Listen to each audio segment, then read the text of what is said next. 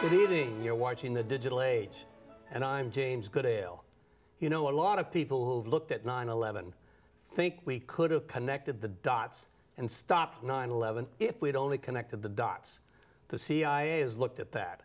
Now, the CIA has come up with a partial solution to connecting the dots problem, and that is blogging and something like Wikipedia. Do you really think the CIA will ever learn to blog? To discuss that intriguing question tonight, we have Kim Taipale, who is with the Center for Advanced Studies in Science and Technology Policy, and Clive Thompson, a journalist, who's written an article called Open Source Spying for the New York Times Magazine, which has as its main subject, will the CIA ever learn to blog? Let's start off with this. Sure. Why didn't we connect the dots? We knew. Here are some of the things we knew. We knew that there was a terrorist whose name was Midahar. We took a picture of him when he was planning something, probably 9/11 in Malaysia. Right. We followed him. We lost him. We knew that pilots were taking pilot training in Arizona. We caught a guy named Masasui. We had all sorts of dots. We had all the information, not all the information, some information on the computer with respect to the tickets they bought to go on the planes. Why didn't we connect the dots? Well, that's a really good question, and there's still some people scratching their heads a little bit over. But what we know is this: there's sort of a human problem, and there's a technological problem. Because the human problem was that you had agents in the CIA and the FBI who are not at all accustomed to talking to each other. Information just goes up and down their hierarchy. You talk to the guy right above you, he talks to the person right above him. And so there wasn't really any easy way for the people out in this office to know what the people in this office knew. And also, their computer systems didn't make that much easier because they basically have created computer systems that enact those exact same stovepipes. Information flows up and down from one person to another superior, up and down the rungs in the FBI and in the CIA. And they don't really have any easy way to interpenetrate those systems. It's not like, just forwarding an email from me to you and you send it to someone else and eventually it gets to everyone. It doesn't work that way. It certainly didn't work that way back when 9/11 was going down. So you had a sort of a human problem, a failure to communicate, as it were, and you had a technological problem that exacerbated that. Well, this is the digital age. That's the name of this program. And let's pick up on his last point, the technological problem, without being techie about it. But these computers really weren't connected in any meaningful way, were they? No, they weren't. But talking about information sharing in the intelligence community raises some other issues. I mean, there are security concerns and other things that don't really parallel what's going on in the private sector. Well, so tell us what they are. Well, the most obvious one is if all the information is available on a network and you have thousands of people on that network, then thousands of people have access to that information. The security problem hasn't even really been solved in the private sector, but the consequences of disclosure isn't quite the same as it is in the intelligence community, where you may lose sources and methods, you may actually get people killed if the wrong person has access. The trick here is to try to move from what traditionally has been called sort of the need to know environment to a need to share one. The problem is it's really not need to share, it's responsibility to share get information to the right person at the right time. And technology is a big component to that. So your answer in part is we're going to have to change the culture so people share. But just going back to the connectivity of these computers back at 9/11, before 9/11, a lot of the information really wasn't accessible, let's say, by the FBI, of the CIA, and material the NSA put into the CIA database, if they put it in. And it's not even clear to me that the CIA was putting all the stuff into the database. Right. Isn't that true?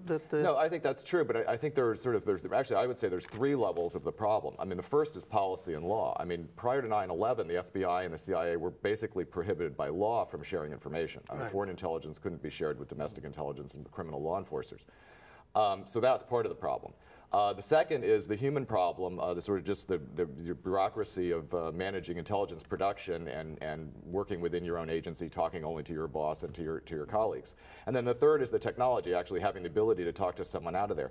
You know, it's interesting. There's if you look at information flows in the intelligence community or elsewhere, I mean in the corporate sector, routine information flows through these very formalized channels up and down the hierarchy, and you know, eventually gets close to where it's useful. But if you look at extraordinary information, like if something happens, individuals start to communicate through non-formal channels, and information sometimes jumps those gaps. The trick is to try to develop technologies that allow that to happen fluidly, and so that you can focus on you know, the problems that come up. Now, you have your article talks about a 21-year-old or 22-year-old. Well, how do we describe him? He's a college graduate, I would suppose. And he gets hired hired by an analyst in the Department of Defense. Does that sound right? That's right. Yeah, he was basically doing analysis, and yeah, so, but he's hep with what's going on today, and he goes in the Department of Defense, and he practically has a nervous breakdown. Technology doesn't work. Nothing works. There's too much information. That's a terrible problem, isn't it? Well, yeah. I mean, like Kim made a very good point that this technology was created with these walls between each other's systems. Firewalls. Firewalls, in a yeah. way. Well, really air gaps. I mean, not even firewalls. They weren't even connected. They weren't even connected. Yeah, no, it's disgrace, literally isn't called an air gap. You'd have guys who would say, if you're a really top-level guy who had clearance to look at a lot of different things, you'd show up at your desk, and you'd have about 4 different computers. One of them can look at FBI stuff, one of them can look at CIA stuff, one of them can look at NSA stuff, and there's air between them. You can't have stuff moving. But as Kim pointed out, some of that's legal, right? You know, some of that. Yeah, but haven't we changed the law? Yes or no? Without, I don't want to talk about law. More or less change it. Helped it. We've helped it along. We've helped it along. Oh, helped yeah. it. Okay. So Let's get rid of the legal problems. Well, no, but the legal thing is interesting because it raises the question as well: are there any interesting technological solutions that would allow us to sort of you know, have all the information more commonly shareable, but you're only allowed to look at some of it depending on your clearance, right? The answer to that's yes, isn't it? Well, yes, although I mean, I work in a big law firm. There's all sorts of stuff I can't look at. Exactly. But you have to do it right, because if you do this at McDonald's or Microsoft or Siemens and mess it up, well, that's a problem. If you do it wrong in the CIA, as Kim pointed out, someone might die, and so you've got to get it right. And but moreover that, these are enormous bureaucracies. So trying to update. You talk to any large Fortune 500 company and said, okay, so what was it like when you bought everyone new computers? And it was one of the most horrifying things they ever did. Just getting them out to people's desks, getting them trained, keeping them from from falling apart. Now imagine doing that to the tens of thousands of people that are at these different agencies. So it's not impossible, but it is a little bit like steering the Titanic. Okay, and I'll come back to you in a minute for one of the solutions. Now, what do you do when you have, how many people you got in the intelligence agencies? 50,000? Or is it more? We're not allowed to say. Oh, you're not allowed to say. Do you have a security clearance? I don't, no. Oh. But it's a lot. It's a lot. I mean, does that sound like 50,000 or too small? Something I heard all sorts of estimates. But anyway, but the point is we got thousands of people. Now they got computers. They're all putting the information in, and it's building this whole great big cauldron of information like you call it. And how the heck do you access it? Well, I think there's 2 problems. I mean, I think the bureaucratic response to need to know is need to share, and what that really means is throw all your data over the transom. Right now, prior to 9/11, you could really jeopardize your career if you had shared something with the wrong person. After 9/11, you jeopardize your career by having some information that somehow turns out to be valuable and you didn't give it to someone. So now the bureaucratic response to that is to throw all the information over the transom. I think we've moved beyond that now, 5 years later, and I think that the people who are working on the problem are really trying to develop systems, both legal systems, human process, business process systems, and the technology to allow information to flow more smoothly and to get to the right person at the right time. I mean, that's really the key to that. Okay, but now, it's flowing better. Some of it's being, if not all, being thrown over the transom. But we still have the question as how we access it. That's right. And now you've got this article that says one of the solutions is, believe it or not, possibly, you can use your own words, Wikipedia. I mean, Wikipedia, which becomes Intellipedia. And then you have blogging. Blogging, how is blogging going to help communication? I mean, most people who watch this show probably, they're like me, when they go looking for a blog, they can't find one. So if you're the CIA, how are you going to find one any better than I can? Well, essentially, what Kim pointed out is that you had these 2 phases. First, you had the the phase where they weren't sharing anything. Yeah. And then right after 9/11, they're just throwing everything trans. I mean, you get information overload. There's too much stuff. Right. Now, how do you make sense of a lot of stuff? There you go. That's the question. So this is the question, and that's where the wikis and the blogs and things like that come in, because essentially what people don't realize that when they're going out there online, all these blogs and things like that. These blogs assumes that everyone knows what these blogs A blog, mean. you're right. Okay, so let's just say you go and you look at a political blog or a blog devoted to your favorite hobby. You know, you're a sailing person. If you look at one at all. Yeah, Sure, okay. if you look at one at all. Only 6% of web users have ever read a blog. Right, Yeah. but here's the thing. So those blogs point. do a really important sorting mechanism that helps out things like Google. Because I'm going to explain this in a second. What's a blog? Blog is someone basically saying, It's me. I found something online that I think is interesting, and I'm going to write a little thing, and Right. I'm going to make a pointer to it. Right. So what those people are doing is sort of votes of confidence of stuff that's out there that's interesting. Of the stuff that's being pointed at. Yeah, the bloggers are saying, look at Yeah. this, you know. And now, search engines like Google why is Google so good? Google is so good because when you ask it to find something, you ask it to find Clive Thompson. It goes out and finds all the websites that have Clive Thompson on it. But then it says, which of those sites have the most things pointing towards them? Yeah. Because that's a human act. That's a human Yeah, act yeah. of value. It's saying, you know, Yeah. forget these And so sites. Google these picks ones. it up. But it picks it up and puts that at the top. So as it turns out, all this human activity of pointing, using your blog or your wiki and saying, hey, check this thing out, becomes very important in finding the stuff, the gems in this just mass of stuff that's online. So let me ask our friend over here, Mr. Taipale, how would this be set up at the CIA? Well, I think the technology itself, the tools to blog and to create wikis are obviously useful. Let's just do blogging because we're going to let's do explain blogging. wiki to the audience. Okay. So these kinds of tools that we're talking about now are really collaborative tools. They allow sort of social production. Social networking, the hottest Social phrase. networking, social production of knowledge. I mean, the real cliche everybody uses is the wisdom of the crowds. I like to say it's the, Okay, so some the guy- stupidity of the mob. Okay, I'm the mob stupid person in CIA. Right. And I put up a blog on, well, what's one? Energy. You like energy. Right. I put it up on the pipeline crisis in the Soviet Union, okay? And then everyone in the 50,000 people who are, are on this link are all supposed to tell me what I know. Two things happen. I mean, one is people who are also interested in energy might start to read your blog and to post comments on it. So there starts to build a community there that discusses the particular issue that you're talking about. The other thing is that then becomes a knowledge base itself, and so someone who's not involved in that conversation, but who goes on to the intelligence network or whatever else and searches for that particular energy problem, ends up there and then sees that there's this conversation going on. Now that allows them to do two things. One, to read what has been discussed before, but also to connect with other people who are concerned with the problem, and he may raise his problem with those people.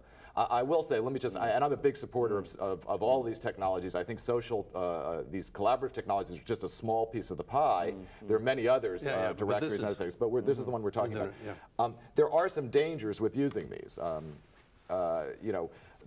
One of the problems, as Clive points out, with respect to the voting for what's important, is that you tend to get people focused on what's important today and what's hot and trendy. I mean, if you look at things like Wikipedia or the blogs, you'll see that Anna Nicole Smith gets a lot more attention than perhaps Chinese art that's been around for thousands of years. We're dealing with really smart people. We're not dealing with the people who want to learn about. What's her name? Anna Nicole Smith. Anna Nicole? Yeah. I mean, I should know who she is. No, I don't know who she is. But let's just take a step backwards, because the audience probably thinks when we say CIA, you got people with hats down like that, and they're walking with overcoats like this. I mean, what's what has just been described to us? Right. Got to do with intelligence. I mean, how does that help the intelligence gathering process? Well, at the CIA?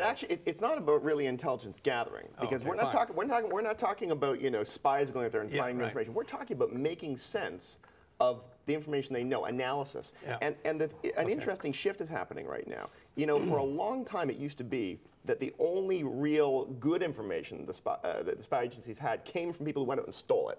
Right? That's what spying is. Wasn't worth anything unless it was stolen. It wasn't worth anything unless you had someone. That was the idea. Unless someone went out there and infiltrated, the Kremlin and came back with the plans for the sub. That's the only valuable information. And now what they're realizing is that there's so much information out there that's just being voluntarily published by organizations, by people, by people on discussion boards chattering in India and places. That it becomes more important to make sense of what's already out there, and that's analysis. That's not gathering. That's analysis. So what we're talking about here, we're talking about analysis. Yeah, we're talking about making sense of, and most people don't realize that analysis is an incredibly hard thing to do.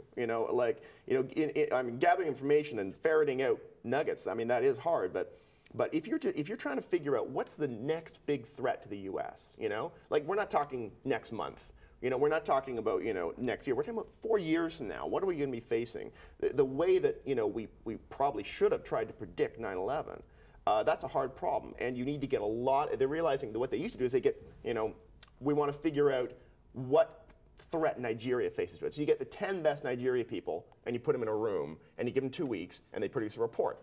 So what they're trying now, what the CIA is doing with this thing called Intellipedia, is that they'll basically set up a kind of a page that is going to discuss what threat Nigeria might pose to the U.S., and they're going to let anyone within the intelligence agencies contribute to it. So you might have the 10 people that to the page. They'll say, well, here's what I think is going on in Nigeria. Page for well, this Nigeria one, they're discussing Nigeria. This is a true case. It's ongoing right now, yeah. Okay, so I mean, this is pretty interesting. Now, Wikipedia, just to see if I've got it straight, maybe the audience have it straight too, I look at it as an information resource when I want to look up you. Right. Okay, well, I'll find everything I find about Kim. I hit Wikipedia and I do it. It's great for me because then I look up. Do you actually have a Wikipedia page? Unfortunately, I do. Is that accurate? Not entirely. It's like most of Wikipedia. Exactly. 90% there. Well, the way it works in your case is, did you make the first post or something? No. You're not allowed to. You're not allowed I believe Wikipedia's rules are that you're not allowed to do your own thing. And which the problem with Wikipedia is once you have a page up, you can't actually either take it down or fix things yourself. Can't you correct it? You're technically not supposed to. I corrected mine, but the world should. Don't let Jimmy hear that. He'll ban you from Wikipedia.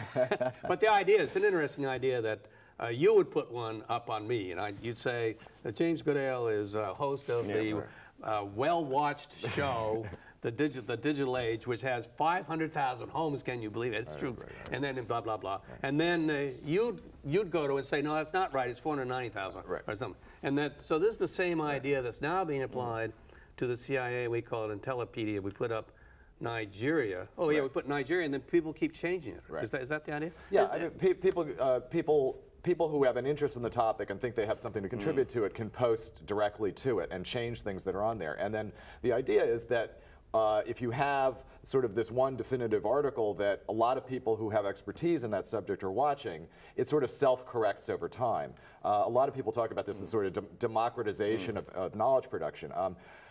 I think, again, I'm in favor of all these technologies, but now let me point out the other side. I think what you tend to get is you actually get a little bit of groupthink, and you also get a little bit of a consensus building rather than actual knowledge creation. And there's a question of whether that's the best way to create knowledge. Now, for something like a particular topic where you're trying to build a consensus view on, it's probably, Wikipedia in particular, is probably a particularly useful tool. But you can't think that all of our threats out there are going to have their own Wikipedia pages and that they're going to have useful things. The other thing, I want to just go back to the thing I said about Anna Nicole Smith. I'm not suggesting that the intelligence community is going to spend time blogging about Anna Nicole Smith, but what tends to happen is it becomes self-reinforcing, this sort of linking that Clive was talking about. So if you put something up and I just happen to come by it and I say, oh, well, that's interesting. I'm going to put something and I put a link to it. Then Clive sees that 2 of us are linking to it. He does that, and all of a sudden it's sort of self-reinforcing. It becomes important by virtue of the fact a snowball starts rolling. Right. And the problem is, what if the first thing the person pointed out is actually really not that interesting? Or not that accurate. Or not that accurate. Or what if it's sort of a canard, an interesting canard, but it starts to roll and roll and roll. And so these cascades of popularity, they're well known in the blogosphere. Someone writes something and other people go, oh, that's fascinating. And then 2 hours later, there's 10,000 links about it. And so that's a very good point. I mean, and there's Clay Shirky is a very smart. Who? He's an academic at NYU professor. And he studies these social software networking things. And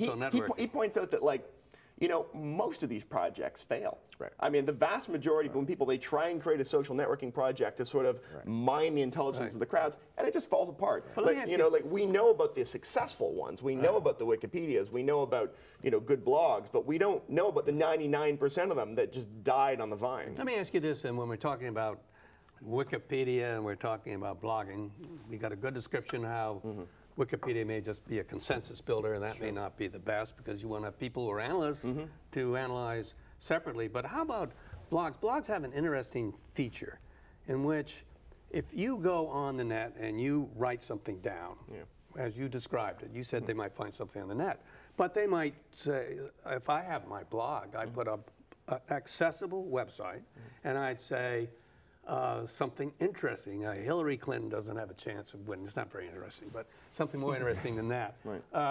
You have, if you're at the CIA, and we think now you're CIA, you now know what I think rather than what fact I've come across.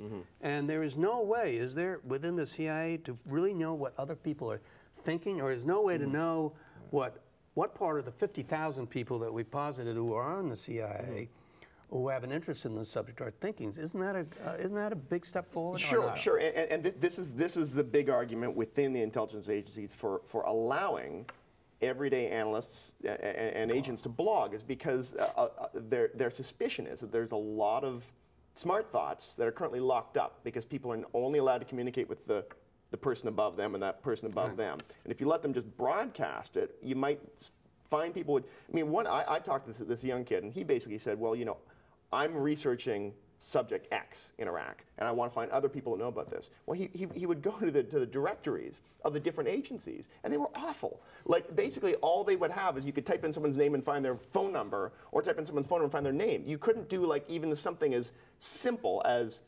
who at the NSA knows about this subject, right? So this is how crappy they're, if they even updated their personnel directories, it would help things out.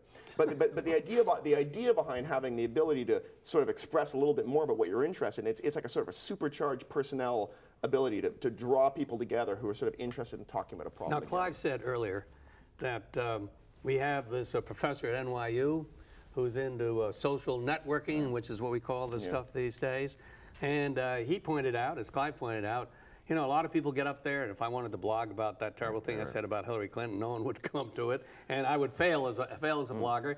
And he says, the professor says, you know, blogging's, you know, in theory a good idea, but they all fail.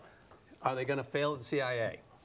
Well, I think it depends on how they're implemented. Look, you have to separate out blogging as a tool. I think blogging as a tool is a useful thing, and we'll find, you know, a useful function within the intelligence community. Are blogging the solution to information sharing? I don't think that you can say that. Well, let me go to the question. Okay. To the question. Do you think that someone's going to think of something that's so enticing that the blog will succeed? Because even though we're in a closed secure network of closed people. We're not dealing with the 180 million people who are on the net. We're dealing with, could you get something that people... Yeah, I think you're going to find that using these social tools, these social technology tools, networking tools, you will have the ability to build communities of interest within the intelligence community. And hopefully not just within agencies, also across agencies. I mean, that's a different problem because there's security issues and everything involved. But I mean, that's the good part of this. And that will happen. It will happen in certain places and stuff.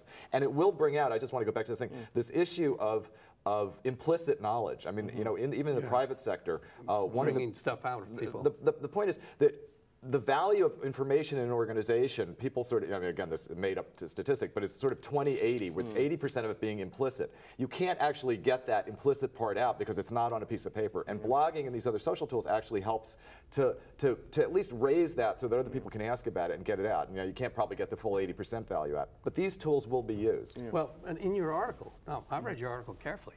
I think you tell me that there were some people trained to use blogging.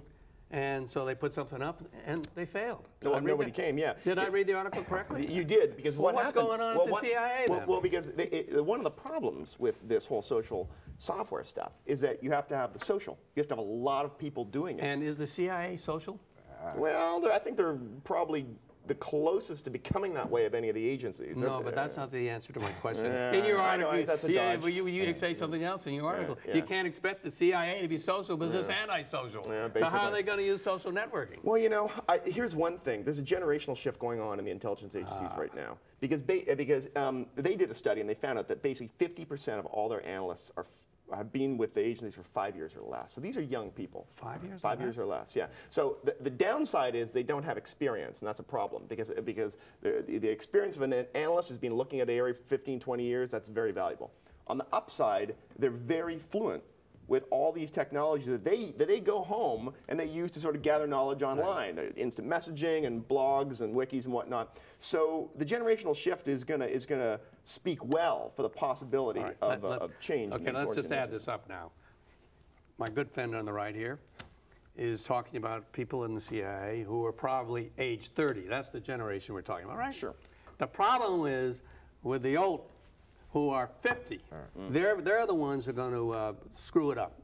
So don't we have to, for this thing really going to work, we've got to wait 15 years till they retire? Well, I think, you know, if you look at technology innovation throughout society, it always takes generations to go through. I think there will be a change partially driven by generational, but I wouldn't suggest that all the 50-year-olds don't know what's going on. I would have to put myself out there.